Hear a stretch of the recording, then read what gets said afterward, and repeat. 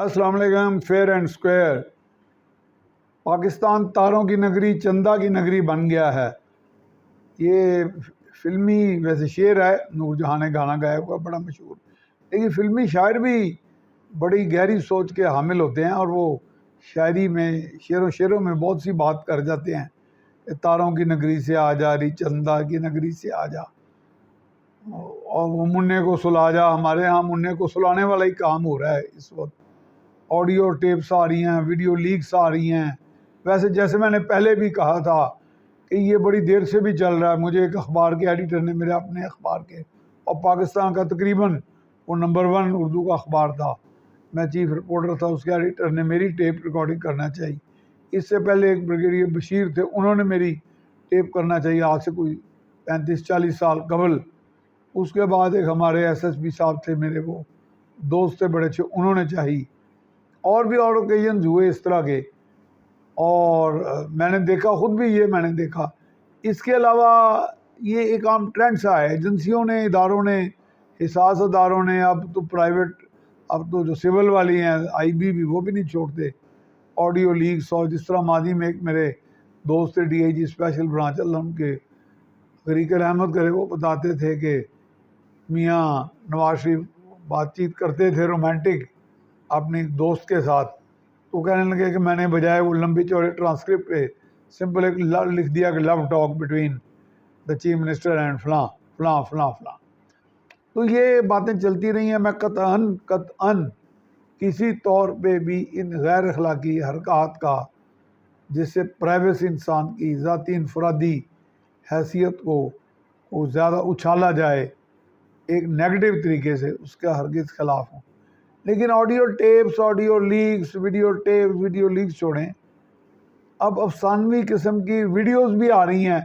مثلا ایک ویڈیو یہ چل پڑی ہے، 2 ویڈیوز چل رہی ہیں. ایک تو محمد بن سلمان جو کراؤن پرنس ہیں سعودی عرب کے، انہوں نے ایک بم پروف مرسڈیز یا پتہ نہیں اس سے بھی کوئی اعلیٰ نسل کی لیمبورگینی کہہ لیں یا کوئی گاڑی جو ہے عمران خان کو تحفے میں بھیج دی ہے یا بھیج رہے ہیں.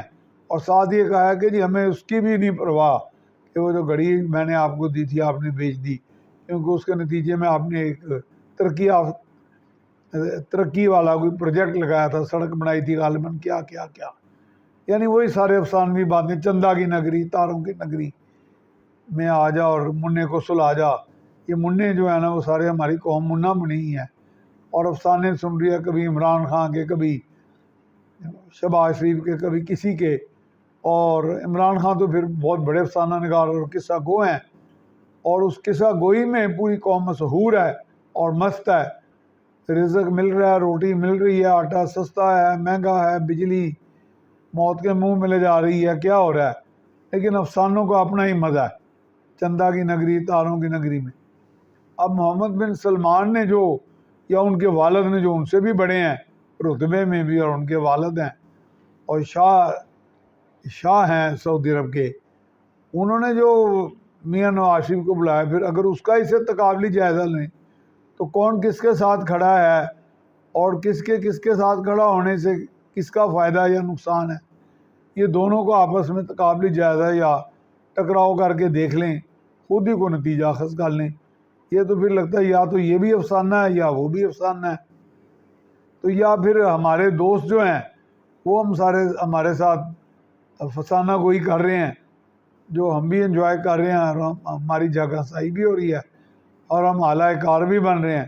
دوسری یہ ہے کہ ایک بہت بڑے مستند، میں سمجھتا ہوں یوٹیوبر بھی ہیں اور بہت بڑے جرنلسٹ ہیں، انہوں نے آج آپ ایک ٹیپ چلائی اپنے یوٹیوب میں، اس میں ایک بچہ باقاعدہ PTI کا وہ مفلر وغیرہ ٹوپی پہن کے کہہ رہا ہے کہ ہماری سب سے بڑی برگزیدہ ہستی کے والدین نے جو ان کو جنم دیا، ایک تو ان سے بڑے کوئی برگزیدہ والدین نہیں تھے، اور اگر ایک یہ ہمارے عمران خان کے جو والدین ہیں اکرام اللہ نیازی اور ان کی والدہ شوکت خانم، ان کے بعد وہ آتی ہیں برگزیدہ ہستی.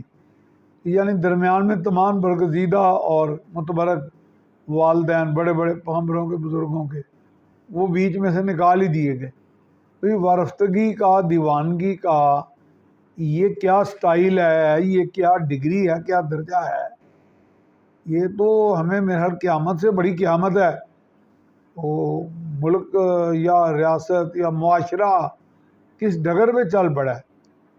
ہم تو یہ مجھے لگتا ہے کہ ہم دن رات عقیدت و احترام ہی سے ناشتہ کرتے ہیں, عقیدت و احترام ہی سے اپنا لنچ کرتے ہیں, اور عقیدت و احترام سے ڈنر کرتے ہیں, یا نفرت اور غصے اور ایک دوسرے کو نیچا دکھانے کے لیے اور برا کہنے کے لیے اور خود کو برتر اور پارسا ثابت کرنے کے چکر میں پڑ گئے ہیں.